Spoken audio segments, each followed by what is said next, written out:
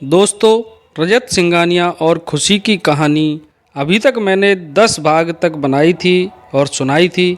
अभी मैं उसको आगे कंटिन्यू कर रहा हूँ, तो आप लोग पढ़िए और सुनिए, साथ ही एंजॉय करिए रजत सिंघानिया और खुशी की कहानी का 11वां भाग। चलिए स्टार्ट करते हैं। तो फिर तू यहाँ क्या कर रही है? जा जाकर चाय बनाकर ला सबके लिए, मीनू ने थोड़ा सख्त होते हुए कहा। रोशनी चली गई तो मीनू ने रजत की ओर देखा। तभी रजत दौड़ता हुआ रूम की ओर चला गया। रजत मीनू के इशारे को समझ गया था। मीनू चाहती थी कि रजत की दुल्हन उसके सामने आए, इसलिए वह बिना कुछ बोले ही रजत को समझा चुकी थी। रजत भी उसकी बात समझ गया और अपने कमरे में आ गया। इधर खुशी अभी उठी ही थी। वह खुशी को ठीक कर रही थी ताकि बाहर के लोग उसे ऐसे हाल में ना देख सकें। खुशी ने सादा कुर्ता और सलवार पहनी हुई थी, साथ ही उसके गले में दुपट्टा था जो हमेशा से ही रहता था। खुशी ने रजत को आते हुए देखा, लेकिन फिर वह अपना दुपट्टा सही करने लगी। तभी रजत हड़बड़ी में बोला, खुशी खुशी, तुम्हें अभी और इसी वक्त तैयार होना है पड़ेगा, साड़ी पहन लो जल्दी से। खुशी हैरानी से रजत को देखने लगी तो रजत आगे बोला, यह ऐसे देखने का वक्त नहीं है खुशी। रजत वार्डरोब की ओर बढ़ गया और उसे खोलते हुए बोला, अगर वह सुनामी यहाँ आ गई तो गड़बड़ हो जाएगी। खुशी ने धीरे से कहा, सुनामी? यह कौन है? रजत ने वार्डरोब में एक एक साड़ी पर हाथ डालते हुए बोला, वह सब बाद में बता दूंगा, अभी तुम यह साड़ी पहन लो। रजत ने एक रेड कलर की साड़ी निकालकर खुशी की ओर करके दिखाई। फिर आगे बोला, हाँ, इसमें तुम क्यूट लगोगी। खुशी अब और ज़्यादा हैरान थी। रजत तो हमेशा से मॉडर्न है, वह तो गाउन और वन पीस वाले कपड़े सेलेक्ट करता है, लेकिन आज वह उसे साड़ी पहनने के लिए बोल रहा है। आज लग रहा था कि रजत कोई जोर जबरदस्ती नहीं कर रहा था, बल्कि वह रिक्वेस्ट कर रहा था। मानो अगर खुशी ने जल्दी से यह नहीं किया तो उसकी शामत आ जाएगी। रजत ने खुशी के कंधे पर हाथ रखा और बोला, अभी सोने का टाइम नहीं है, प्लीज़ पहन लो इसे। खुशी ने भी हाँ में गर्दन हिलाई और साड़ी लेकर जाने लगी तो रजत बोला, रुको। रजत एक बार फिर वार्डरोब की ओर गया और उसमें से ब्लाउज और कुछ सामान निकालकर खुशी की ओर बढ़ाते हुए बोला, और थोड़ा जल्दी करना प्लीज़, मैं ज़्यादा देर तक उन्हें रोक नहीं पाऊँगा। खुशी ने रजत के हाथ से सामान लिया और रजत को बाहर जाने का इशारा किया।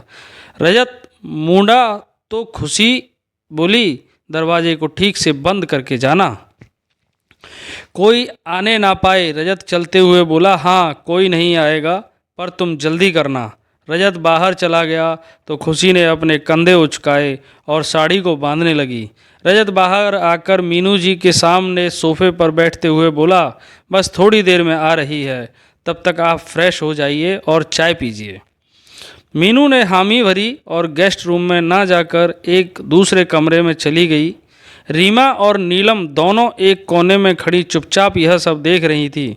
नीलम ने धीरे से कहा, अब समझ आया इस कमरे की सफाई रोज़ क्यों होती है, इसलिए इस लंदन वाली बुढ़िया के लिए होगा। नखरे तो देखो बुढ़िया के। रीमा, पैसा पास हो तो नखरे तो आ ही जाते हैं, जब आपके पास पैसा था तब आप क्या कम नखरे करती थीं? नीलम ने मुंह बनाया और रीमा को डांटते हुए बोली, जा जाकर देख तेरे पापा ने गाड़ियां धोई हैं कि नहीं, या अभी तक घिस रहे हैं उन्हें, पता नहीं कब छुटकारा मिलेगा ऐसी लानत भरी ज़िंदगी से। रीमा ने मुंह बनाया और वहां से चली गई। नीलम एक बार फिर रजत और ऋषि की ओर देखने को मुड़ी तो सामने रजत को खड़ा हुआ पाया। रजत ने गुस्से से घूरते हुए कहा, तुम यहाँ की नौकरानी हो, मालकिन नहीं। जाओ, जाकर किचन में रोशनी का हाथ बटाओ, और हाँ, कल से अपने पति के साथ गाड़ियाँ और बाहर की सफाई करने का काम है, तुम्हारा भी और तुम्हारी बेटी का भी। रजत कहकर चला गया तो नीलम गुस्से का घूंट पीकर रह गई, लेकिन उसने मन में ठान लिया कि अब वह रजत और खुशी को कभी खुश नहीं रहने देगी। नीलम किचन की ओर बढ़ गई। तभी मीनू कमरे से निकल कर आई और नीलम से बोली, अरे ओ नौकरानी, इधर आ जरा। नौकरानी सुनकर नीलम का चेहरा गुस्से से लाल हो गया, लेकिन वह कुछ नहीं कर सकी और मीनू की ओर बढ़ गई। मीनू तब तक सोफे के पास आ चुकी थी।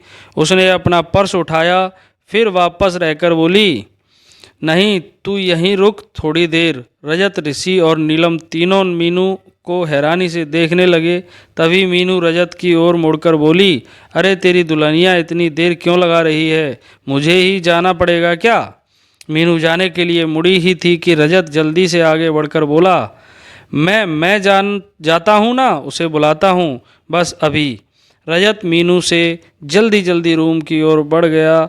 रजत ने जैसे ही रूम में कदम रखा, ठीक सामने से खुशी उसे आती हुई दिखाई दी। रजत ने जैसे ही खुशी को देखा, वह उसे देखता ही रह गया। रजत जहाँ खड़ा था वहीं खड़ा रह गया। शादी के बाद आज पहली बार खुशी ने पूरा श्रृंगार किया था। रेड कलर की साड़ी में पलती सी खुशी, खुले बाल जो कमर तक लहरा रहे थे, गले में मंगलसूत्र, हाथों में लाल चूड़ियाँ, होठों पर लिपस्टिक और सादा सा मेकअप किया खुशी कहर उठा रही थी। रजत तो मानो पलकें झपकाना ही भूल गया था। उसका दिल मानो रुक गया हो। उसे खुशी के अलावा अब कोई और दिखाई नहीं दे रहा था।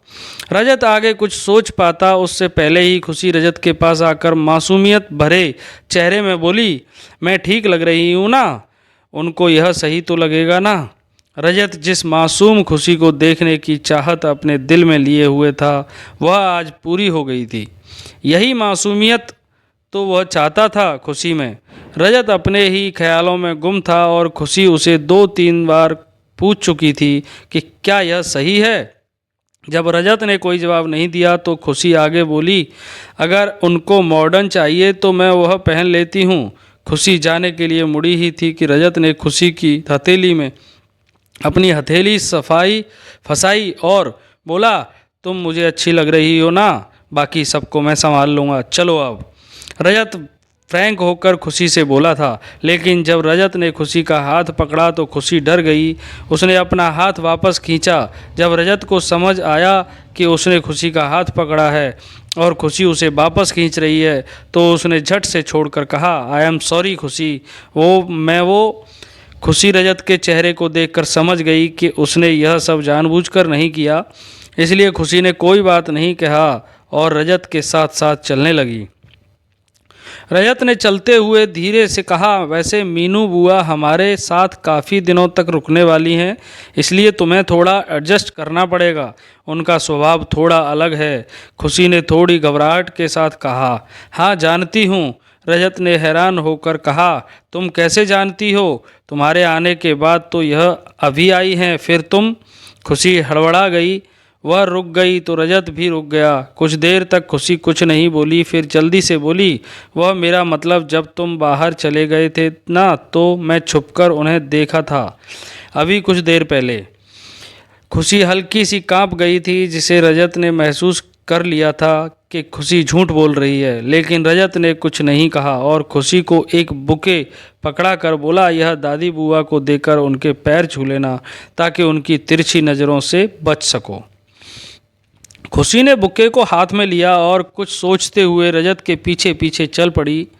रजत खुशी को बाहर तो ले आया था, लेकिन एक अजीब सी उलझन उसके मन में घर कर चुकी थी कि खुशी ने उसे झूठ क्यों बोला। वह खुशी से बात करना चाह रहा था, लेकिन ऐसे माहौल में वह कुछ नहीं कर सकता था। खुशी अपनी नज़रों को नीचे किए हुए और हाथ में बुके लिए हुए मीनू के सामने आकर खड़ी हो गई। मीनू ने जब खुशी को देखा तो वह बिना पलकें झपकाए उसी को देखते रह गई। जब खुशी को लगा कि अब वह औरत उसे ज़्यादा ही घूर रही है, तो खुशी ने अपने आसपास देखा तो पाया वहाँ खड़ा हर एक शख्स खुशी को ही देख रहा था, जिससे खुशी और ज़्यादा घबरा गई। इससे पहले अभी खुशी इतनी ज़्यादा तैयार नहीं हुई थी। शादी के दिन के अलावा खुशी की ज़िंदगी में ऐसा कोई दिन नहीं था जिस दिन वह ऐसे सज धज कर सबके सामने आई हो। नीलम ने उसे ऐसा कभी करने ही नहीं दिया। ना ही खुशी घर के या बाहर के फंक्शन में शामिल होती थी। वह हमेशा नौकर की तरह ही रहती थी। आज जब सबकी नज़रें उस पर थीं तो खुशी को डर लग रहा था।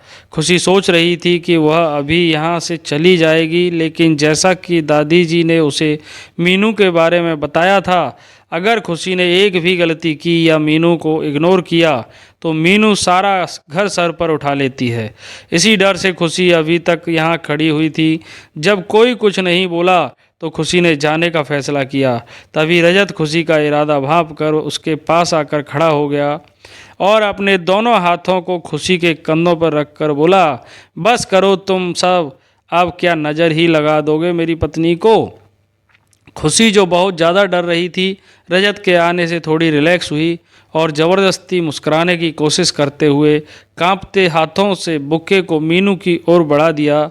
जब रजत ने देखा कि खुशी का हाथ कांप रहा है तो रजत ने अपना एक हाथ बढ़ाकर खुशी के हाथ को थाम कर बोला, और यह हमारी तरफ से आपके लिए। मीनू ने मुस्कुराते हुए बुके लिया और रजत खुशी की ओर देखकर अपने पैरों की ओर इशारा किया। रजत और खुशी दोनों ने झुककर मीनू के पैर छुए तो मीनू बोली, बहुत खूबसूरत जोड़ी है, किसी की नज़र ना लगे तुम दोनों को। मीनू ने अपनी आंखों के किनारों से काजल निकालकर खुशी के माथे के एक ओर लगाकर कहा, और मेरी प्यारी सी बहू को भगवान दुनिया की बुरी नज़र से बचाए। मीनू के नज़र का टीका लगाते हुए खुशी को अपनी माँ की धुंधली सी याद आई गई। वह भी तो बचपन में ऐसे ही उसकी नज़र का टीका लगाया करती थी। खुशी की आंखों में आंसू भर आए जो मीनू देख चुकी थी। खुशी के आंसू बाहर आते उससे पहले ही मीनू बोली, देख बेटा, बहुत बड़े ख़ानदान की बहू है तू, तुझे बहुत ज़्यादा हिम्मत से काम लेना होगा। बात बात पर आंसू मत बहाने लग जाना, समझी। रजत और ऋषि दोनों मीनू के व्यवहार को देखकर हैरान थे और एक दूसरे की ओर देखने लगे। तभी ऋषि बोल पड़ा, आप हमें तो कभी इतने प्यार से नहीं बोली, अच्छी बात नहीं है यह आपकी। मीनू ने ऋषि की ओर घूरते हुए कहा, तुम लोग प्यार की भाषा समझते भी हो कभी। ऋषि ने मुंह बना लिया तो सब मुस्करा दिए। तभी रोशनी सबके लिए चाय ले आई। नीलम मीनू के पीछे खड़ी खुशी को देखकर मन ही मन कुढ़ रही थी। जब खुशी की नज़र नीलम पर पड़ी तो खुशी को फिर से घबराहट हुई। वह कुछ और सोच पाती उससे पहले ही मीनू ने अपने पर्स से नोटों की एक गड्डी निकाली और उसने खुशी व रजत के ऊपर से वार कर नीलम की ओर बढ़ाते हुए बोली, ए नौकरानी, यह ले, सब नौकर आपस में बांट लेना और मेरे बच्चों के लिए दुआ करना। नीलम ने हाथ नहीं बढ़ाया बल्कि वह हैरान होकर मीनू को देखने लगी। तो मीनू बोली, क्या हुआ, नहीं लेने पैसे। नीलम कुछ नहीं बोल पाई तो मीनू ने उसे ज़बरदस्ती पैसे देकर कहा, जा अब काम कर। खुशी ने जब नीलम की ऐसी हालत देखी तो उसे अच्छा नहीं लगा। उसने रजत की ओर देखा जो बिना किसी भाव के खड़ा था। उसे कोई फर्क नहीं पड़ रहा था कि नीलम के साथ ऐसा क्यों हो रहा है। खुशी के दिमाग में काफ़ी सवाल पैदा हो चुके थे, मीनू और रीमा को लेकर, जिसका जवाब सिर्फ रजत दे सकता था। इसलिए खुशी ने रजत से बात करने की सोची। सब ने मीनू के साथ मिलकर चाय पी। फिर रजत बोला, अब से आपकी बहू की जिम्मेदारी आपकी, मुझे ऑफिस में काम है, मैं चलता हूँ। रजत यह कहकर जाने लगा। तभी मीनू बोली, अरे खुशी, तुम भी जाओ, रजत को बाहर तक छोड़ कर आओ। रजत और खुशी हैरानी से एक दूसरे को देखने लगे।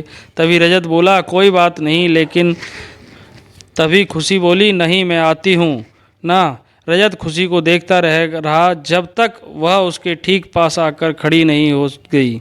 खुशी ने रजत को चलने के लिए कहा। तब रजत को होश आया और वह चल पड़ा। रजत चलते हुए बोला, वैसे तुम्हें आने की ज़रूरत नहीं थी, मैं नहीं चाहता कि कुछ दिनों में मुझे तुम्हारी आदत हो जाए, फिर बाद में कुछ ज़्यादा बुरा लगता है। खुशी चलते हुए रजत पर नज़र गड़ाकर बोली, मतलब। रजत कहता है, मतलब कुछ नहीं, अपना ध्यान रखना। खुशी कहती है, बोल तो ऐसे रहे हो जैसे रात में वापस नहीं आओगे। रजत कहता है, हो भी सकता है, क्योंकि काम ज़्यादा है तो वहीं स्टे कर लूँ। खुशी रुक गई तो रजत भी रुक गया। तभी खुशी बोली, वह मुझे कुछ बात करनी है। रजत, हाँ में बोलो। खुशी कहती है, वह चाची जी और रीमा के बारे में। वह यहाँ। रजत खुशी की बात पूरी होने से पहले ही बोल पड़ा, खुशी, अपने बारे में सोचा करो और अब मुझे जाना होगा, अपना ध्यान रखना और कोई भी काम हो मुझे फ़ोन करना। तभी रजत यह कहकर चला गया तो खुशी बड़ी वहीं खड़ी उसे देखती रही। मीनू ने चाय का कप टेबल पर रखा और उठते हुए बोली, चलो भाई, अब राजवीर भाई साहब से मिलकर आती हूँ मैं। ऋषि अभी भी सोफे पर बैठा था। मीनू चली गई तब तक खुशी अंदर आ चुकी थी। ऋषि ने खुशी को देखते हुए कहा, आप बहुत सुंदर हैं खुशी जी। खुशी ने कोई जवाब नहीं दिया। वह अपने रूम में चली गई। ऋषि ने अपने कंधे उचकाए और वह भी अपने रूम में चला गया। रोशनी ने झूठे बर्तन लिए और किचन की ओर बढ़ गई। नीलम भी रोशनी के पीछे पीछे किचन में आ गई। नीलम ने रोशनी की ओर पैसे बढ़ाते हुए कहा, यह ले। रोशनी ने नीलम की ओर देखे बिना ही बर्तन धोते हुए कहा, यह तो आपके लिए हैं मालकिन, आप ही तो हम नौकरों की मालकिन हो ना। नीलम को रोशनी पर गुस्सा आ गया। उसने इधर उधर देख, आसपास कोई नहीं दिखा तो उसने रोशनी की बाजू पकड़कर अपनी ओर घुमाकर कहा, अपनी औकात में रहकर समझी, ज़्यादा उड़ने की ज़रूरत नहीं है, क्योंकि बहुत जल्द मैं सबको अलग कर दूंगी। यह जो सब उड़ रहे हैं ना, सब के सब ज़मीन पर औंधे मुंह गिरने वाले हैं। फिर तेरे को मेरे पास ही आना पड़ेगा। रोशनी ने झट से अपनी बाजू नीलम से छुड़ा ली और नीलम को घूरते हुए बोली, तेरे को जितना करना था तूने कर लिया, अब तू कुछ भी नहीं कर सकती। और तेरा यह खौफ तेरे पास रख, नौकरानी नहीं हूँ अब मैं तेरी। रोशनी आगे बढ़ी, फिर वापस नीलम के सामने आकर बोली, और हाँ, आगे से ऐसी बात करने के से पहले 100 बार सोच लेना। इस बार तो मैं रजत सर को नहीं बताऊंगी तेरी हरकत, लेकिन आइंदा से मेरे साथ ऐसा किया तो रजत सर को बताने में ज़रा सी देर नहीं लगेगी। मुझे फिर जो तेरा और तेरी बेटी का हाल होगा वह तू समझ सकती है क्या होगा। रोशनी चली गई तो नीलम ने खुद से कहा, तो अब इसके भी पर निकल आए हैं। कोई नहीं, बहुत जल्दी काट दूंगी। खुशी ने कपड़े चेंज कर लिए थे। उसने फिर से अपने वही सादे कपड़े पहन लिए और रात का खाना बनाने के लिए किचन की ओर बढ़ गई, क्योंकि जैसा कि उसको दादाजी ने बताया था कि चाहे घर में कितने भी नौकर क्यों ना हों, मीनू को घर की बहू के हाथ का खाना ही अच्छा लगता है। उसने हमेशा से ही दादाजी से कहा था कि जब रजत की पत्नी आ जाएगी तब वह उसके हाथ का बना खाना ही खाएगी। इसलिए अब खुशी को घर संभालना था, फिर वह चाहे अपनी मर्जी से संभाले या बिना मर्जी के। जब तक मीनू रहेगी तब तक तो उसे यह करना ही था। खुशी किचन में आई और उसने खाना बनाना शुरू किया। तभी बर्तनों की आवाज़ सुनकर रोशनी दौड़ते हुए किचन में आई। उसने खुशी को काम करते देखा तो खुद से ही बोली, यह लड़की भी अजीब है। कुछ देर पहले तो ऐसी हालत में थी मानो काफ़ी दिनों से बीमार हो, जैसे अब दुनियादारी से कोई मतलब ही नहीं हो, और अब देखो कैसे काम में लगी है, जैसे कि कुछ हुआ ही नहीं हो। रोशनी खुशी के पास आकर बोली, आप क्यों परेशान हो रही हैं? आप जो कहोगी मैं बना दूंगी। खुशी कुछ नहीं बोली, लेकिन पीछे से मीनू की आवाज़ आई, नहीं, अब से खुशी ही खाना बनाएगी मेरे लिए, रजत और ऋषि के लिए और भाइयों के लिए, बाकी तू देख लेना। रोशनी कुछ नहीं बोली तो मीनू आगे बोली, खुशी बेटा, कितना टाइम लगेगा खाना बनाने में? खुशी ने मीनू की ओर देखते हुए कहा, अगर आपको भूख लगी है तो आप थोड़ा सा इंतज़ार कीजिए, मैं अभी लेकर आ जाती हूँ। मीनू, अरे नहीं, भूख नहीं लगी, खाना बन जाए तब मेरे पास आना, हम दोनों घूमने चलेंगे, शाम का सैर सपाटा करके आएंगे। खुशी ने जी कहा और काम में लगी रही। मीनू ने रजत को फ़ोन किया, लेकिन रजत ने फ़ोन नहीं उठाया तो मीनू ऋषि के कमरे में आ गई। ऋषि सोफे पर बैठा था और उसने अपने पैरों को सामने टेबल पर रखा हुआ था और पैरों पर लैपटॉप था। मीनू को देखकर ऋषि मुस्कुरा दिया। मीनू ऋषि के पास बैठकर बड़े प्यार से बोली, बेटा तेरे पास थोड़ा सा वक्त है तो मुझे बाहर घुमा लाओ। ऋषि ने लैपटॉप पर नज़र गड़ाए हुए कहा, सॉरी बेब, मुझे काम है बहुत सारा, यू नो ना, मुझे अपना बिजनेस सेटअप करना है इंडिया में। मीनू ने ऋषि का लैपटॉप अचानक से बंद कर दिया और बोली, बस इसलिए मैं तुम लोगों से प्यार से बात नहीं करती, जब देखो काम काम करते रहते हो। एक वह रजत फ़ोन नहीं उठा रहा है, खुशी को मैंने बोल दिया है, उसने एक बार में ही हामी भर दी, लेकिन तुम दोनों। ऋषि खुश होकर बोला, अच्छा खुशी जी भी चल रही हैं क्या? फिर तो मैं चलता हूँ। मीनू, हाँ, और रजत को फ़ोन लगा, उसे भी बुला, सब साथ चलेंगे। ऋषि ने रजत को फ़ोन किया लेकिन रजत ने फ़ोन नहीं उठाया, तो ऋषि बोला, कोई बात नहीं, हम चलते हैं, रजत काम में बिजी होगा। मीनू ने हामी भरी, फिर बोली, ठीक है। फिर खुशी खाना बना लेती है, तब तक तू काम कर ले, मैं किसी को भेज कर बुला लूँगी। तो ऋषि ने गर्दन हिला दी तो मीनू चली गई। इधर रजत ऑफिस में बैठा काम में बिजी था। जब उसने मीनू का कॉल देखा तो उसने नहीं उठाया, क्योंकि वह जानता था कि मीनू अब उसे ऐसे ही परेशान करने वाली है। ऋषि का कॉल देखकर भी समझ गया कि यह भी मीनू ही करवा रही है, इसलिए उसने ध्यान नहीं दिया। कुछ देर बाद एक अननोन नंबर से रजत के फ़ोन पर कॉल आई। रजत ने नंबर देखा तो उसने फ़ोन उठा लिया और सामने वाले की बात सुनकर खामोश हो गया। रजत सिंघानिया। मीनू सबको लेकर घूमने जाना चाहती थी, लेकिन रजत का फ़ोन नहीं लगने से वह थोड़ी टेंशन में आ गई थी और किचन से बाहर सोफे पर आकर बैठ गई। रोशनी उधर से किचन की ओर ही जा रही थी। जब उसने मीनू के चेहरे पर थोड़ी परेशानी देखी तो वह उसके पास जाकर बोली, अगर आप बुरा ना मानो तो मुझे अपनी परेशानी बता सकती हैं, क्या पता मेरे पास समाधान हो। मीनू ने कुछ देर तक रोशनी को घूरा, फिर बोली, तुम रोशनी हो?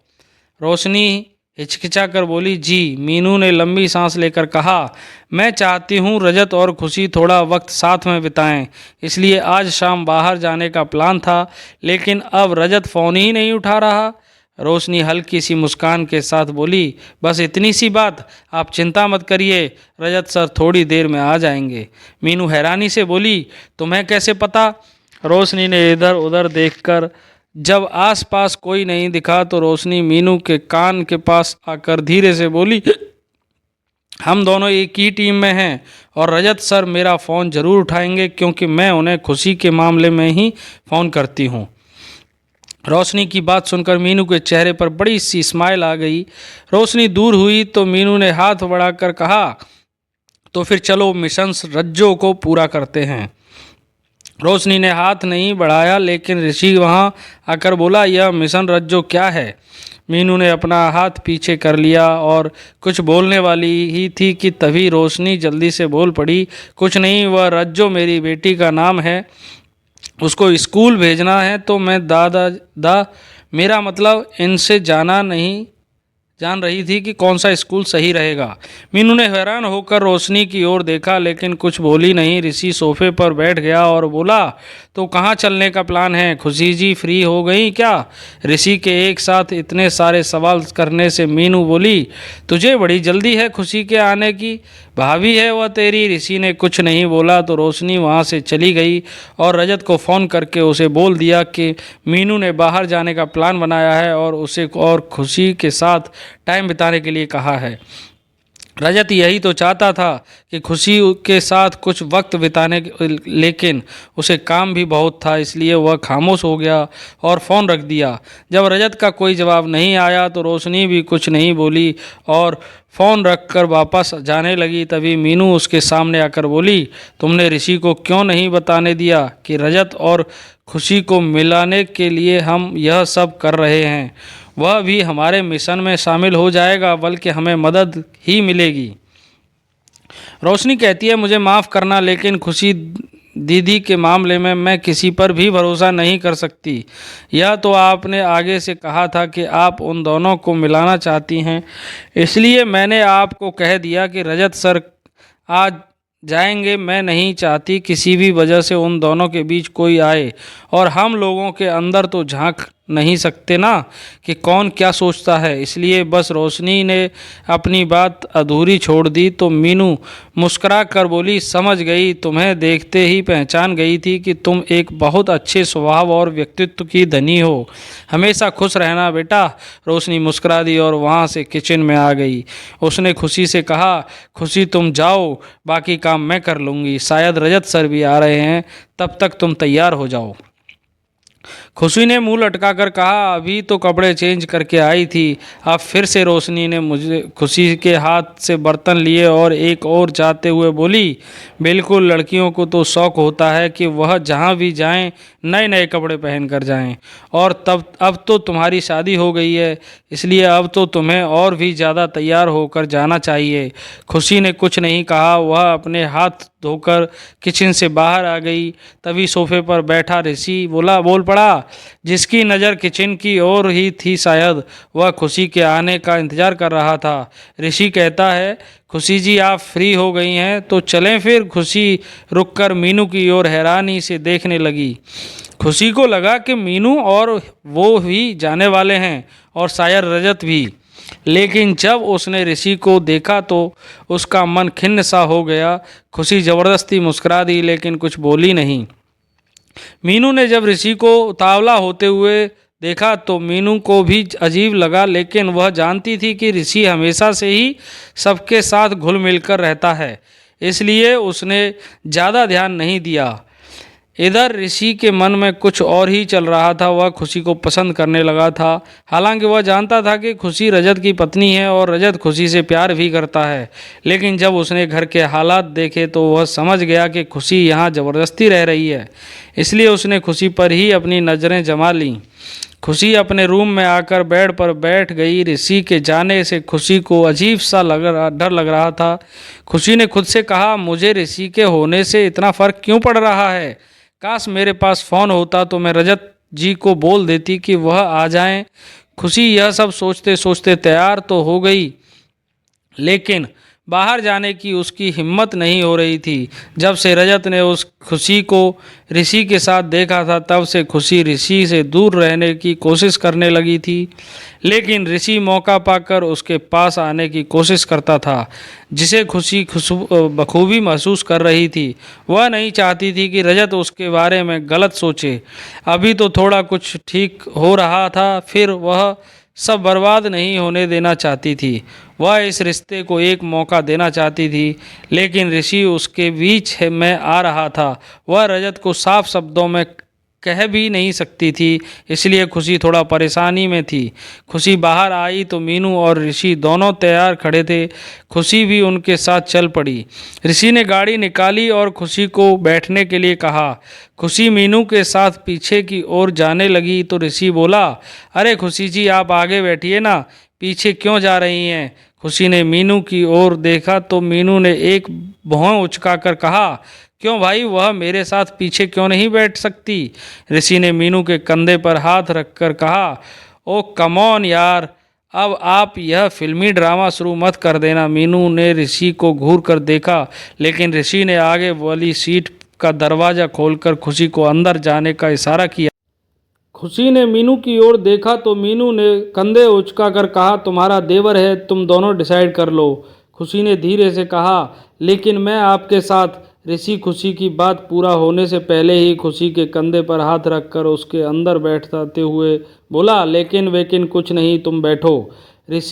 खुशी ऋषि के इस व्यवहार से हैरान रह गई, साथ ही उसे गुस्सा भी आया, लेकिन वह सिर्फ इसलिए नहीं बोली क्योंकि कुछ देर पहले ही मीनू ने कहा था कि तुम्हारा देवर है। खुशी ऋषि की इंटेंशन को समझ रही थी, लेकिन वह बोल भी नहीं सकती थी, क्योंकि अगर वह बोलती तो मीनू शायद उसे ही जिम्मेदार ठहरा देती कि ऋषि तो तुम्हारा देवर है, वह उसके बारे में ऐसा कैसे बोल सकती है।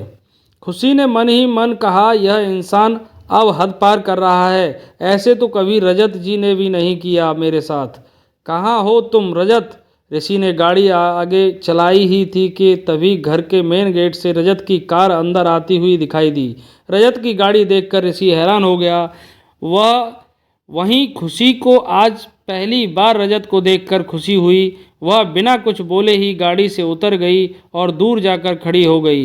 रजत ने ऋषि की कार के ठीक सामने कार रोकी और खुशी को देखते हुए उसके पास आकर बोला, खुशी क्या तुम मेरे साथ मेरी कार में चलना चाहोगी? खुशी ने बिना सोचे समझे हाँ कर दिया और रजत के साथ चल पड़ी। ऋषि रजत के अचानक आ जाने से हैरानी के साथ साथ गुस्से में भी था। वह अपना गुस्सा जाहिर कर पाता उससे पहले ही मीनू उठकर आगे वाली सीट पर बैठ गई और बोली, चल ऋषि। उसने कुछ नहीं बोला तो मीनू ने मन ही मन कहा, मिशन रजत की खुशी का पहला प्लान सफल हुआ। ऋषि अंदर ही अंदर जल उठा, लेकिन उसने कुछ जाहिर नहीं होने दिया और रजत की कार के पीछे अपनी कार दौड़ा दी। क्या खुशी और रजत की ज़िंदगी में आने वाली खुशियों को किसी की नज़र लग जाएगी? क्या होगा आगे की कहानी में? रजत और खुशी मिल सकेंगे या ऋषि और कुछ ऐसा करेगा जो नहीं करना चाहिए था? आगे की कहानी सुनने और पढ़ने के लिए बने रहिए हमारे साथ, हमारे YouTube चैनल